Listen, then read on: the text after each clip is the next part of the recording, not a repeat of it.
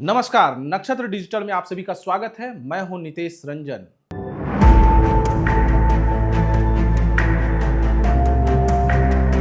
Reporter stock की प्रायोजक हैं निर्माण पाइप्स। और आपको आज धनबाद की ओर लेके चलते हैं। धनबाद शहर की बात करते हैं। धनबाद में कौन होगा मेयर, इस पर बातचीत करते हैं। आपको बताएं कि एक बार फिर चंद्रशेखर अग्रवाल ठगे से गए। भारतीय जनता पार्टी ने पिछली बार भी उनको समर्थन नहीं किया था और इस बार भी कुछ ऐसा ही हुआ। रायसुमारी में चंद्रशेखर अग्रवाल का नाम जाता है। चंद्रशेखर अग्रवाल पूरी ताकत लगाते हैं कि उनको जो है बतौर मेयर प्रत्याशी कम से कम भाजपा का समर्थन प्राप्त हो, लेकिन चंद्रशेखर अग्रवाल को इस बार भी नहीं प्राप्त हुआ। सबसे पहले अब आपको बैक में लेके चलते हैं। आपको बताते हैं कि पिछली बार जब चंद्रशेखर अग्रवाल ने चुनाव लड़ा था उस बार भी कुछ ऐसा ही हुआ। उस बार भी वहां 3 लॉबी बनी और वो लॉबी कुछ इस प्रकार थी।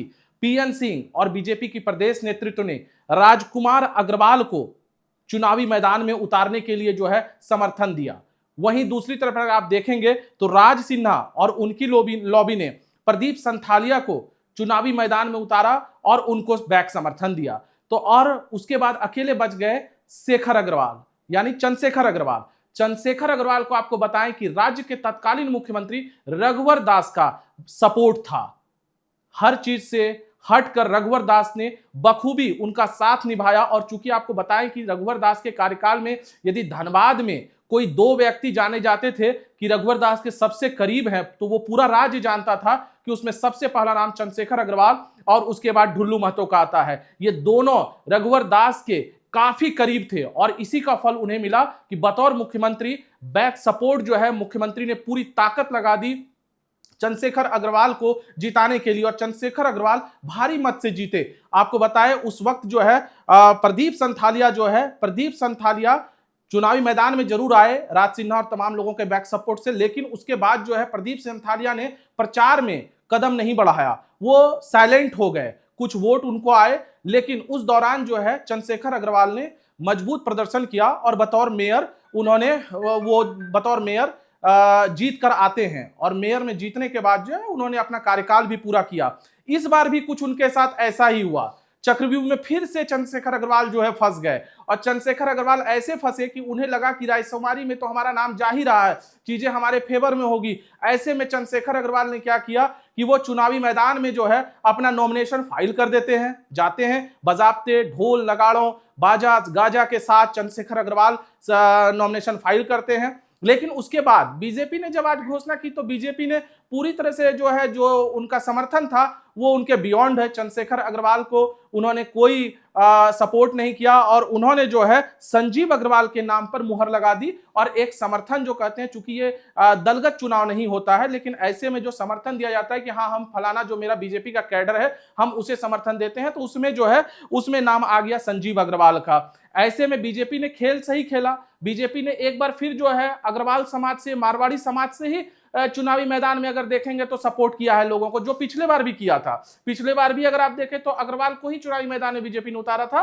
किसको ये करने के लिए, डैमेज करने के लिए, तो चंद्रशेखर अग्रवाल को। लेकिन तभी रघुवर जी का जो है उन्हें स्नेह प्राप्त था और शायद यही वजह था कि वो जीत गए। इस बार अब लगा चंद्रशेखर जी को कि अब करें तो करें क्या। तो चंद्रशेखर जी ने आवाधावी में क्या किया कि उन्होंने जेएमएम का आज दामन थाम लिया। आज मुख्यमंत्री ने जो है उनको जेएमएम की सदस्यता दिलाई है। आपको बताएं कि जबकि दूसरी तरफ है, आपको यह देखना होगा कि जेएमएम की अगर बात करें हम तो जेएमएम से जो नीलम मिश्रा है वो जो है चुनावी मैदान में पहले से ही उतर चुकी हैं, बतौर स्टेट प्रवक्ता हैं और वो चुनावी मैदान में उतर चुकी है। लेकिन जेएमएम ने अभी कोई घोषणा नहीं की है या जेएमएम की तरफ से समर्थन प्राप्त है ऐसा ना तो वहां के जिलाध्यक्ष ने या किसी ने कहा नहीं है।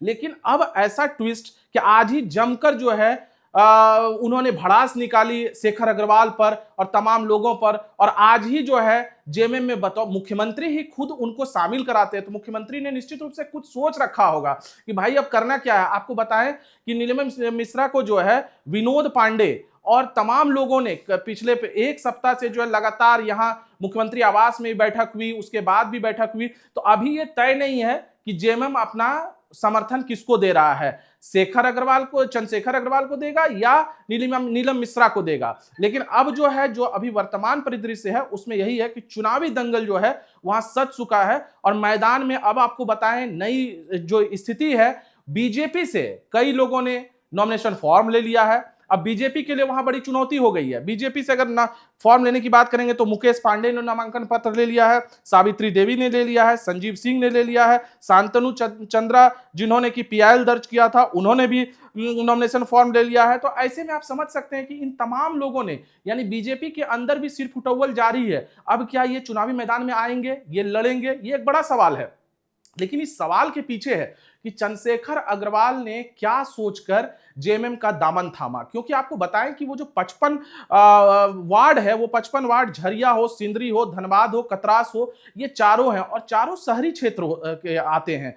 तो ऐसे में चंद्रशेखर अग्रवाल पर पिछली दफा तो ये था कि भाई बीजेपी में कम से कम इनको रघुवर दास का समर्थन प्राप्त है।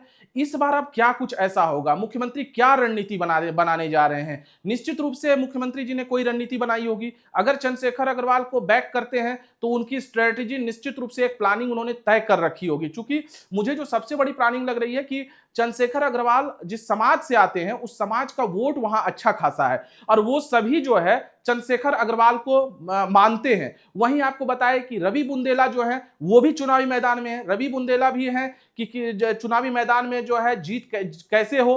अब इसका फायदा किसे होता है? इतने लोग यदि चुनावी मैदान में आएंगे तो फायदा किसे, नुकसान किसे, ये तो समय बताएगा। लेकिन मैंने बीजेपी से जितने और कांग्रेस से भी आज जानकारी मिल रही है कि एक नेता जो है, जो कांग्रेस के थे, उन्होंने जो है आज नॉमिनेशन फाइल कर दिया है। तो ऐसे में अब कांग्रेस क्या उनको समर्थन देती है, जेएमएम किसको? तो यहां पर महागठबंधन भी कहीं ना कहीं इस प्रकरण में लगता है कि थोड़ा बहुत जो है 19-20 महागठबंधन के अंदर भी हो रहा है कि एक होता है कि तय तामीला करके जो है किसी एक को सपोर्ट किया जाए। वो धनबाद में भी देखने को नहीं मिल रहा है, जैसे रांची में देखने को नहीं मिल रहा है वैसे ही धनबाद में भी देखने को नहीं मिल रहा है। लेकिन चंद्रशेखर अग्रवाल एक मजबूत कैंडिडेट पिछली बार भी थे, इस बार भी मुख्यमंत्री का ही उन्हें सपोर्ट प्राप्त होगा यदि वो चुनावी मैदान में उतरते हैं समर्थन के दौरान जेएमएम के समर्थन से। तो जैसे रघुवर दास का सपोर्ट प्राप्त था उसी तरह इस बार हेमंत जी का सपोर्ट प्राप्त होगा। तो अब जो है समीकरण बड़ा दिलचस्प होने वाला है। क्योंकि क्या अगर चंद्रशेखर अग्रवाल को नहीं देती है जेएमएम सपोर्ट नहीं करती है, नीलम मिश्रा को ही अगर सपोर्ट कर देती है तो क्या फिर चंद्रशेखर अग्रवाल तो चुनावी मैदान में रहेंगे ही। लेकिन चंद्रशेखर अग्रवाल को यदि सपोर्ट किया जाता है तो क्या ये बैकफुट पे आएंगी? नहीं आएंगी, क्योंकि इन्होंने तो नॉमिनेशन पर फाइल कर दिया है। तो ऐसे में मुझे लगता है कि ये चुनावी दंगल जो है धनबाद के लिए काफी दिलचस्प होने वाला है। और यहाँ पर एक से बढ़कर एक प्रत्याशी है चुनावी मैदान में। और मुख्यमंत्री की भी जो है आप अगर देखें तो कहीं ना कहीं प्रतिष्ठा मुख्यमंत्री के लिए भी जुड़ी हुई है कि किसी तरीके से वो चाहेंगे कि जो ये शहरी नेता होते हैं, जिसे हम नगर निगम के मेयर, अध्यक्ष कहते हैं, ये अगर जीत के ज्यादा से ज्यादा आते हैं तो एक शासन करने वाला का भी मनोबल ऊंचा होता है कि हाँ आने वाले समय में जो है हमने एक जीत हासिल की है। और इसका मैसेज भी ब्रॉड एंगल पर जाता है। और खासकर मेयर का चुनाव जो होता है वो शहरी क्षेत्र में होता है। तो शहरी वोटर अगर जेएमएम की ओर आते हैं, जेएमएम समर्थित उम्मीदवार की ओर आते हैं तो ये मुख्यमंत्री के लिए एक बड़ा ही माने अच्छा पल होने वाला है। तो अब देखना होगा कि आने वाले समय में क्या कुछ होता है। लेकिन शेखर अग्रवाल ने जिस तरीके से आज दामन थामा है, अब शेखर अग्रवाल पर सभी की निगाहें टिकी होगी, रवि बुंदेला पर टिकी होगी, जेएमएम प्रवक्ता जो है उन पर टिकी होगी और तमाम जो बीजेपी से अभी लोग हैं, अगर आप देखें तो संजीव अग्रवाल जो बीजेपी समर्थित उम्मीदवार हैं उन पर टिकी होगी, तमाम लोगों पर टिकी होगी। और हमारी भी निगाहें टिकी है, पल पल का अपडेट्स आपको देते रहेंगे। लेकिन आज जो समझ में आ रहा है यही है कि शेखर अग्रवाल पिछली बार जिस तरह से चक्रव्यूह में थे उसी तरीके से इस बार भी चक्रव्यूह में फंसे। लेकिन इस बार इन्होंने जेएमएम का दामन थामा है। देखना यह है कि शेखर अग्रवाल इस चक्रव्यूह को भेद कर क्या अपनी साख बचा पाते हैं या कोई दूसरा प्रत्याशी इस साख को अपनी साख बचाने में कामयाब होता है। अगले दिन किसी खास टॉपिक पर फिर से आप सभी से होगी मुलाकात।